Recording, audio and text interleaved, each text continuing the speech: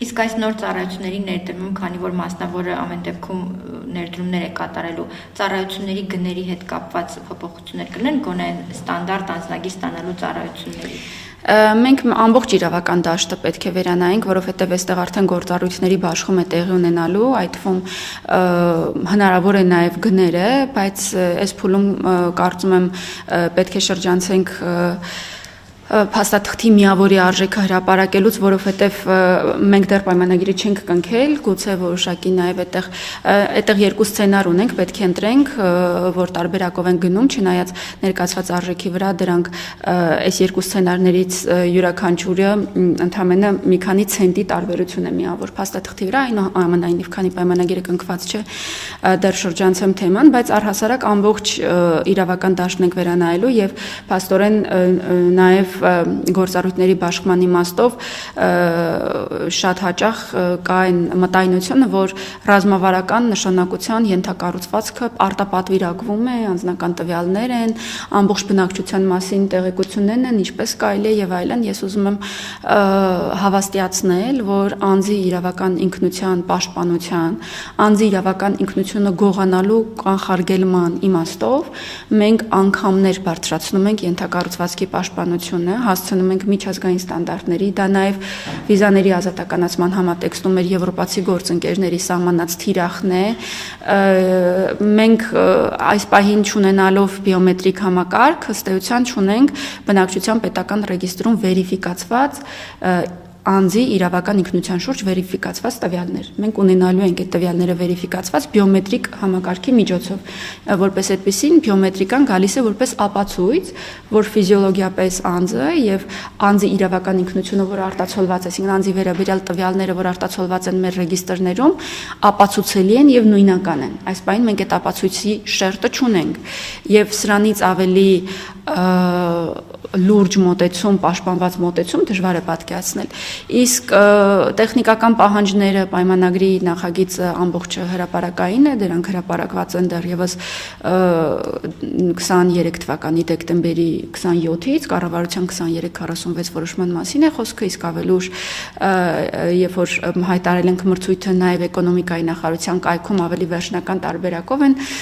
հրապարակված, այսինքն այնտեղ ամբողջությամբ նկարագրված է ինչպես է աշխատելու ինստիտուտը, այդ թվում ինչ անձնական տվյալներ է պահելու մասնավորը, ինչ տարբերակով է դրանք մաքրելու, ոնց է փոխանցվելու գործը, այսպես ասած, պետությունը ինչ հավաստիացում է տալու, էլի վավերացնելու է դիմումը, որպեսզի մասնավորը կարողանա փաստաթուղթը տպել եւ տրամադրել։ Այստեղ ընդգծեմ, որ որոշման կայացման գործառույթը այնուամենայնիվ բնականաբար մնում է պետությանը։ Փաստաթուղթը ինչ է փաստաթուղթը, այդ իրավական կարգավիճակը հավաստող թուղթ է, ճիշտ է, այսինքն իրավական կարգավիճակը որոշողը պետությունն է։ Եթե անձը մոտենա մասնավորի գրասենյակ եւ առաջին անգամ ցանկանա փաստաթղթավորվել, չգիտի մասնավորի աշխատակազմը, թե ով է պետության համար, գուցե քաղաքացի է, գուցե օտարերկրացի է, ինչ փաստաթղթով է պետք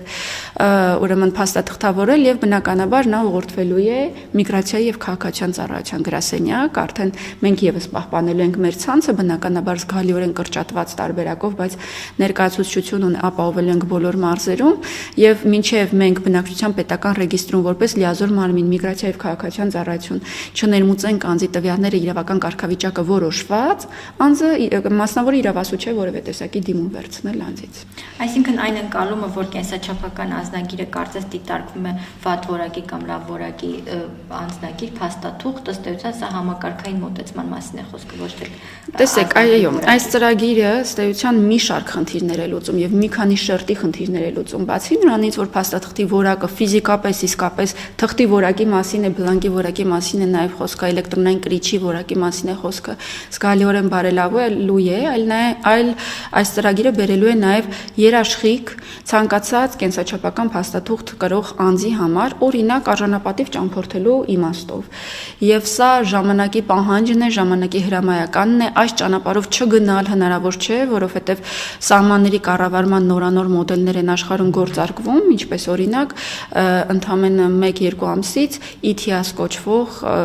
եվրոպական սահմանների կառավարման նոր համակարգն է կյանքի կոչվելու, որը որ պետությունների միջև կենսաչափական տվյալների փոխանակման մասին է, հնարավորինս նպատակ ունի մինիմալի հասցնելու անձին պատճառվող անհարմարությունը որևէ սահմանին, այսինքն իմաստը այն է, որ անձը կարողանա իր կենսաչափական փաստաթուղթը էլեկտրոնային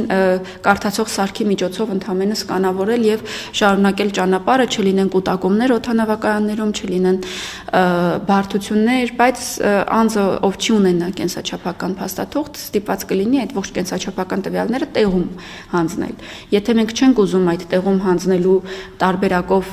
այնուամենայնիվ շարունակել կրողը լինել այդ բարդությունների, ուրեմն պետք է վաղ թե ուշ անցնենք այս ճանապարհով եւ ելի շեշտադրեմ, սա նաեւ վիզաների ազատականացման համատեքստում ուղիղ եւ պարտադիր դրված պահանջ է եւ բոլոր այն պետությունները, ովքեր եւս վիզաներ են ազատականացրել Եվրոպական միության հետ, պարտադիր կերպով հիմքում ունեցել են այս պահանջը։